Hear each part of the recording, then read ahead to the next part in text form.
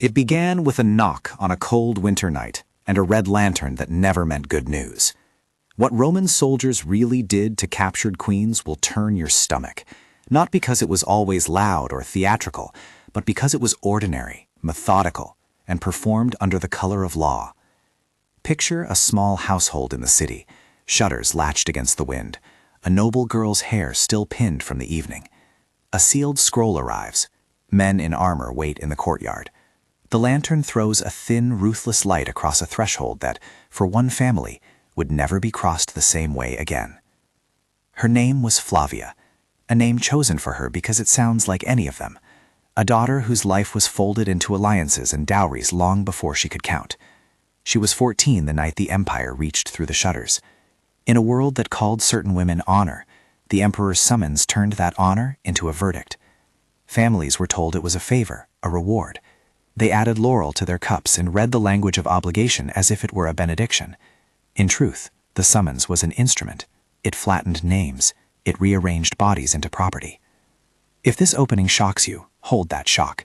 There is a reason the headline reads as it does.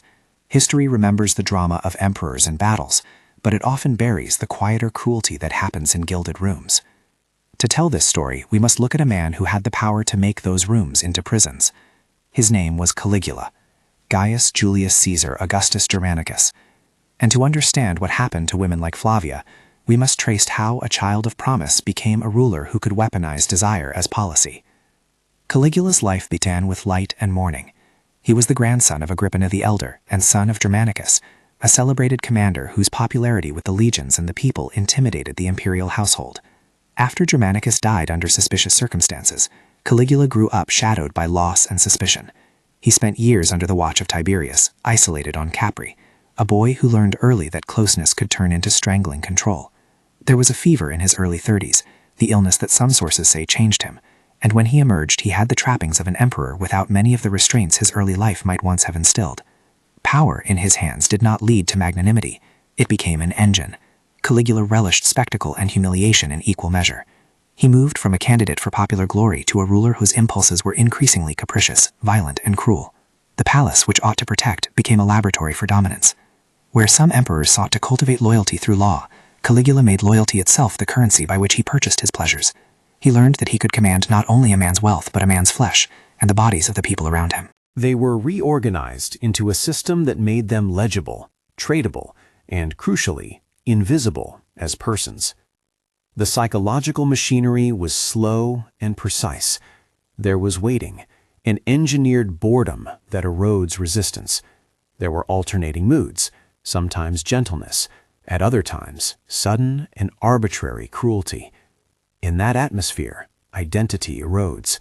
A whispered promise, followed by a brusque punishment, teaches a captive to anticipate only calamity. The guards, praetorians, and palace troops managed the schedules. They timed entrances and exits. They stood at thresholds like neutral operators, yet their presence was menace. They enforced lineups, compelled performances, and guarded the auctions that would follow. Auction is a word that carries its own arrogance in Rome. When rumors of auction circulate, it is easy to imagine choked amphitheaters and shouted bids. The reality was more intimate, often private. The emperor's circle, selected senators, favored officers gathering to choose and to claim. Sometimes it was overt. Men would take turns inspecting and selecting. Sometimes transactions were veiled as honors or offerings to the emperor. The guards were there to manage the crowd, to ensure property changed hands unchallenged. They walked the thresholds between those who made the decisions and those who were decided upon. They read the orders, and they made them stick. This complicity extended beyond the guards. Senators were not always passive. Many attended the events either out of fear, appetite, or a mixture of both. Noble families who sent daughters received payments or honors in return, turning private grief into public currency. Servants and household staff could be co-opted, bribed, silenced. The system worked because it co-opted nearly everyone who mattered. Silence was priced. Complicity was rewarded. Even those who protested sometimes found themselves neutralized, threatened, discredited, or killed. the machinery of the empire protected those who fed it and punished those who interfered. For the women inside the Garden of Venus, the effect was not only immediate humiliation, it was a slow annihilation of future possibility. Flavia, who arrived with braided hair and a mother's blessing, lived through this dismantling as a series of small deaths. Names faded. She received a number. She was required to perform. In banquets held back in the houses of senators and prominent men, she was paraded as an emblem. Fathers who once boasted of lineage now raised cups while their daughters stood in forced styling, their faces taut and blank. Mothers cut connectors, social deadening that made private grief public duty. The soldiers stayed at the thresholds, and sometimes inside the rooms themselves, eyes steady, hands unshaken. Whether they participated in greater violence beyond enforcement is a matter where the sources are ambiguous, indefinito in particulars, but their role in enforcing the rituals of humiliation is clear. We must be candid here. When the historical record is silent about specific acts, we have no right to invent them. Yet the outline is unmistakable. Men in uniform gave muscle and authority to a system that traded in women's bodies and reputations. The guards ensured that auctions ran without interruption. They ensured that houses opened and that the lists were complete. In many accounts, the presence of armed men at these ceremonies was not incidental. It made refusal impossible. To refuse was to risk one's family's survival. To comply was to be consumed in a different way. And trauma is measured not only in immediate violence, but in what follows. In the months and years after these captives were taken, reports, fragmented, often filtered through the rhetorical aims of ancient writers, speak of suicides, of young women who could no longer bear the weight of what had been done. Some simply disappeared. Others died by their own hands. Survivors described dissociation, an inability to feel like themselves, nightmares that replaced sleep, an exile where a woman could live but not belong.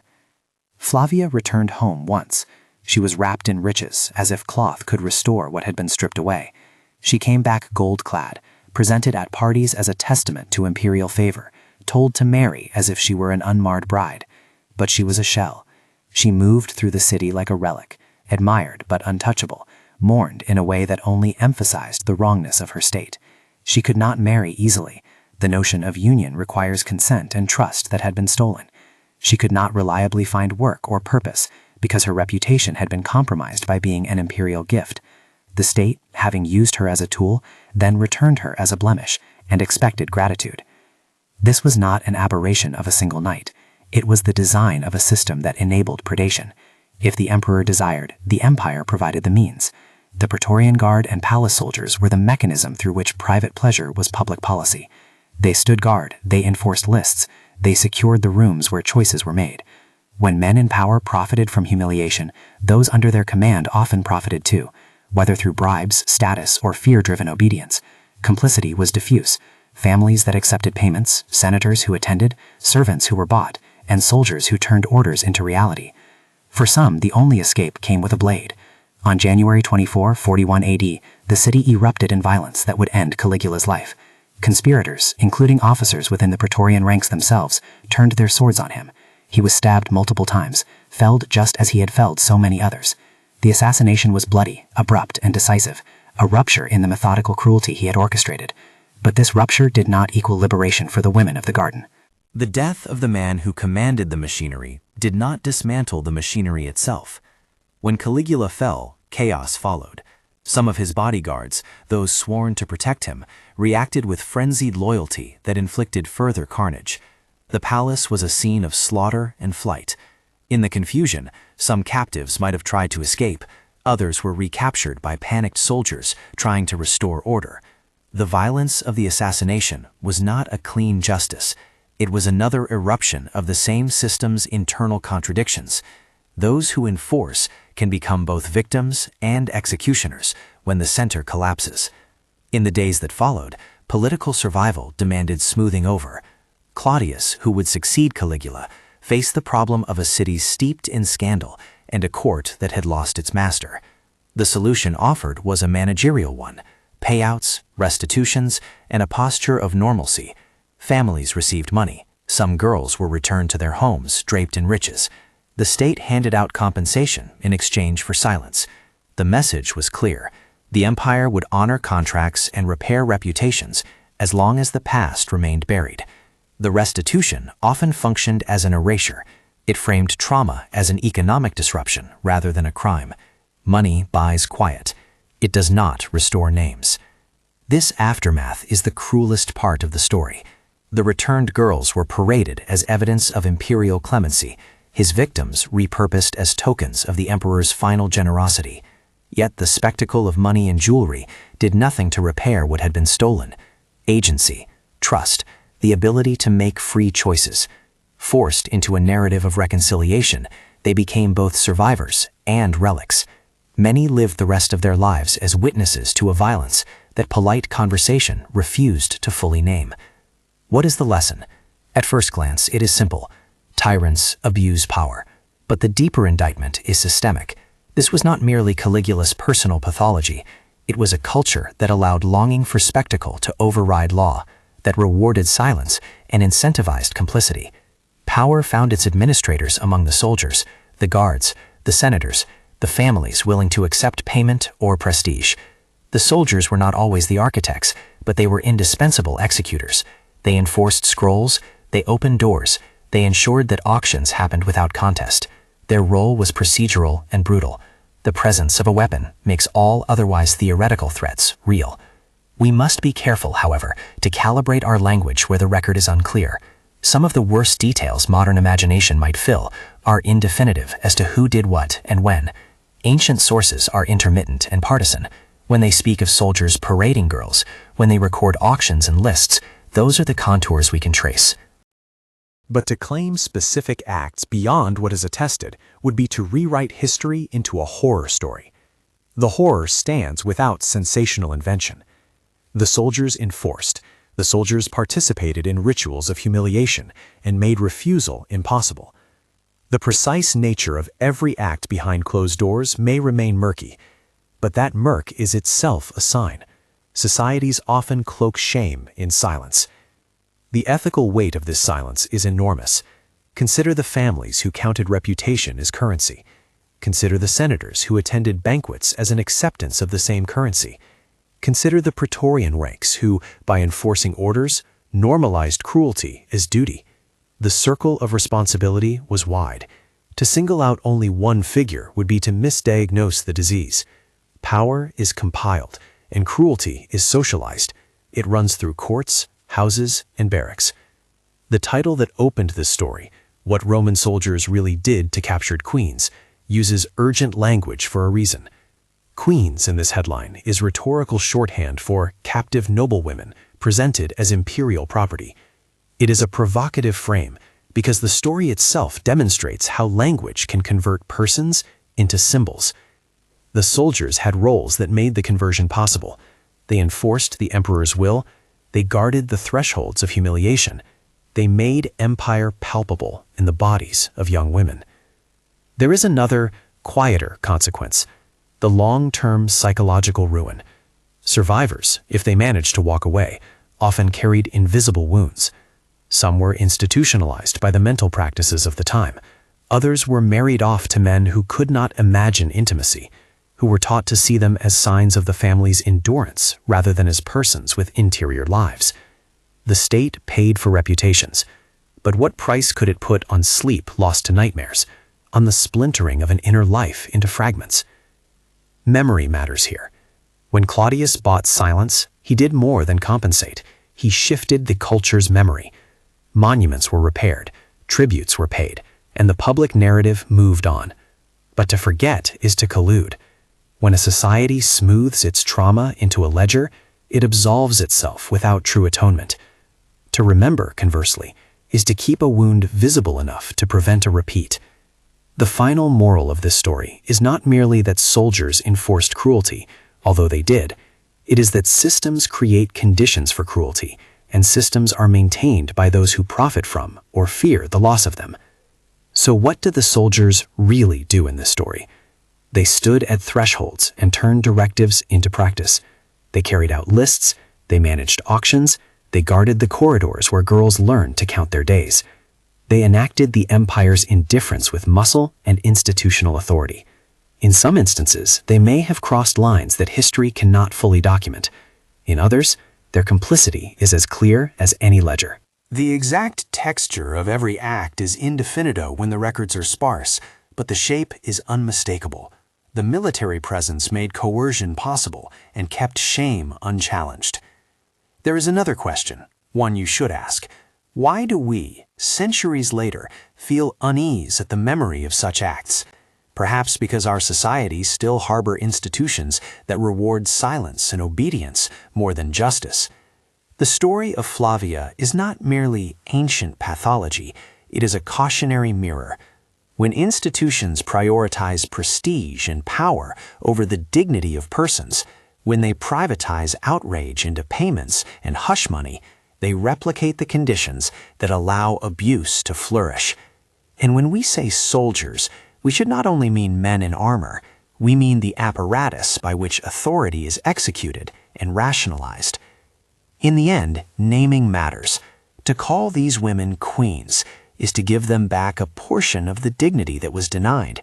It is rhetorical restitution, an attempt to restore some authority to lives that were stripped of it. But names alone are not enough.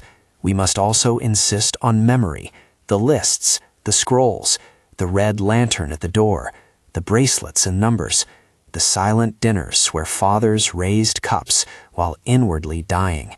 We must keep these details in view so that the promise of the title, that what soldiers did will disturb us, leads to something more than voyeurism. It should lead to reflection, to condemnation of systems that make such acts possible, and to a refusal to let history's victims be reduced to footnotes. If you carry one image away from this, let it be this: Flavia standing in a courtyard, under a lantern, her hair still smelling faintly of oil and rosemary, a sealed scroll in the consul's hand, and a line of men with spears who make the difference between refusal and surrender. That lantern was small, but its light was cruelly sufficient. The empire did not need a storm of blades to make compliance. It only needed the orderly cadence of law, habit, and a guard at a door. History gives us a choice in how we remember. We can let memory be smoothed by restitution, or we can keep the rocks in our pockets, small, sharp reminders that some favors are not favors at all.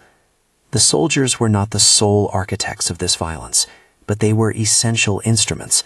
They enforced lists. They stood guard. They turned imperial whim into daily, enforceable routine. Whether the most intimate crimes were committed by individuals in the guard or by men who used the guard to hide their hands is sometimes indefinito, but the chain of command and culture of obedience is not. That is our indictment. Remember the date the system cracked, January 24th, 41 AD, when the emperor fell. Remember that his death did not free the captives. Remember that restitution can be a silencing mechanism. Remember Flavia's face, not as a spectacle, but as a testimony. Remember the unglamorous role of those who enforced the emperor's will, the soldiers who turned sealed scrolls into broken lives. If this story moved you, share it. Talk about the structures that allow cruelty to become ordinary. Leave one thought in the comments about how societies today might be complicit in similar patterns of silence. And share this account so that these shadows do not fade into convenient forgetfulness. History's duty is not only to narrate, but to warn. The lantern's light still falls on many thresholds. We owe the ones who stood there and the ones who were taken more than silence.